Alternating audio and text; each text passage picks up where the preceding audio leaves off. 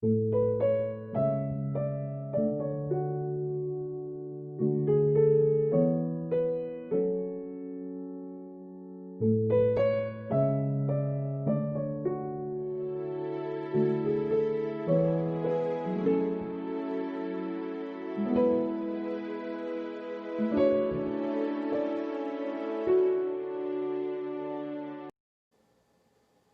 Alicia Jenish-Mc, Executive Chef at LinkedIn San Francisco, part of the Artisan Restaurant Collection.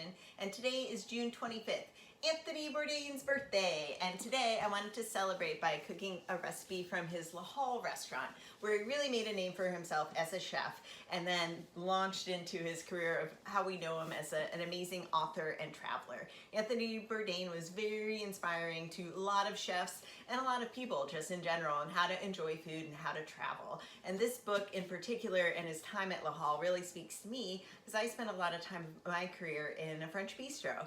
And this recipe today that we're going to do, moules à la basquaise, is such a fantastic bistro recipe. It features peppers and bright wine from the Basque region, and I think you guys will enjoy it. So let's get started. A little chef's tip when you buy mussels. They usually pack them in plastic bags because they're wet. So I always, when I get home, put them in a bowl, open up the bag, and put a little piece of wet paper towel on top before I use them, and then pop them in the refrigerator. That keeps the mussels nice and alive and fresh before you use them. So in addition to our fresh mussels, today we're going to use some sliced garlic, some thinly sliced onion, and instead of the roasted peppers that Anthony uses in his recipe, I'm using fresh peppers because it's summertime in San Francisco and there's so many sweet, thin-skinned peppers available. They'd be so nice in this dish, so that's what I'm using. I'm also using this really delicious bright Pinot Grigio. I'll finish the mussels with a little fresh butter and parsley, and Anthony suggested serving these mussels with a little grilled bread rubbed with some tomato, pan de tomate, and so I'll do that too. Let's get started. Okay, so we're ready to cook Anthony Bourdain's mussels. So I have my Le Creuset, it's my go-to, okay? And I also have my cast iron grill pan. I'm gonna do my pan de tomate there. So for that I have 2 slices of my really nice country bread from the mill. And then I have a little quarter of heirloom tomato. So I'm just gonna put a little olive oil on that. And just start it grilling in my pan. Wasn't quite hot enough.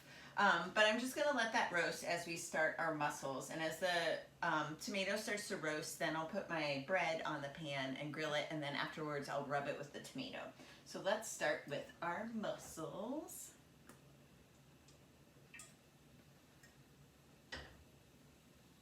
And of course we start with the aromatics, the onion and the garlic first. So we'll want to get those going. Don't want too much color on them, but we do want them to be nice and fully cooked before we add our peppers. And then, of course, before we add our mussels. Okay, so our tomato is getting a little roasted in the pan. So now I'm gonna add my bread, add some olive oil. I'm using a Greek Kalamata olive oil. Delicious. So put that in my cast iron grill pan. And my front burner is not doing as well as my back burner. But my onions are getting translucent, fragrant, but not caramelized. So at this point, I'm going to add my sweet peppers instead of the roasted peppers from Anthony's recipe. And again, I'm gonna let them get nice and soft because at this point we're fully cooking the vegetables because the mussels cook so quickly. We wanna make sure that our vegetables are tender and just as we want them before we add our mussels. This is where patience is key. This is where everyone makes the biggest mistake. Your vegetables are caramelizing, they're cooking, they're getting really tender and delicious, so don't rush this process. Read a book, dance it out, do whatever you want, but don't rush the process. Don't throw those mussels in there. You want to make sure these vegetables are nice and tender and delicious before you do it, so be patient. Let's talk mussels. So I got these nice fresh mussels from my meat market, and they're actually really nice and clean. You don't see any beard. The shells are really nice and clean. But look at this guy. We're gonna check him. What we do is we squeeze. Oh, and he's showing some life. Okay, so it's always good to give a little check.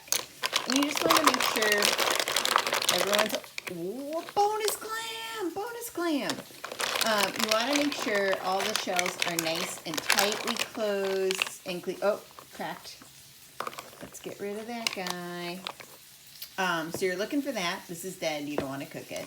But everyone else looks nice and clean and closed, so they're ready to cook. Okay, our patience has persevered and our veggies are perfect. So now we're going to add our looked after mussels. Everyone's alive, nice and clean, so we're going to dump those in.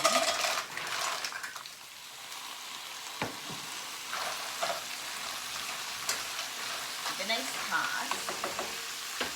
And then we're going to use a wine.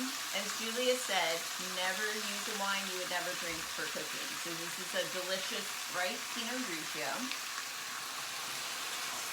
It's a 12-ounce can, and this is 2 pounds of mussels, so I'm going to use it all. So we're going to let it come up for a boil and cover it. And so now what we're going to do is wait for all the mussels to open. And it depends on how hot your burner is, everything, but I definitely leave it closed for 5 to 7 minutes, take a peek, stir it around, and then make sure that all the mussels are opened, and then we can pull those out and finish the sauce. So as our mussels are steaming away, you can see our bread has grilled. It's gorgeous. So is our tomato. And so we're going to do the really hard part of pan de tomate and just rub, rub, rub. Look how good that is. Oh my God, the tomato just melts into the bread. So we'll do that and reserve it, and when our mussels are done, we have some delicious pan de tomate to dip it into. Okay, so our mussels are nice and open, and what I'm gonna do is pull them out and put them in the bowls that I'm serving them in and leave all the liquid, and then I'll finish that liquid with our herbs and butter. And as you're removing, if you see any mussels that haven't opened, just discard those. Don't try to eat them. Don't force the subject. Nature's telling you, beware. All right, I'm gonna taste the liquid.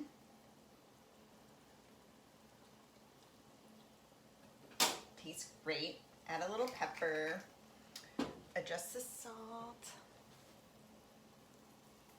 And at this point, I'm going to add a little butter as the liquid reduces. And I'm just trying to intensify the flavor a little bit. I still have my peppers in there.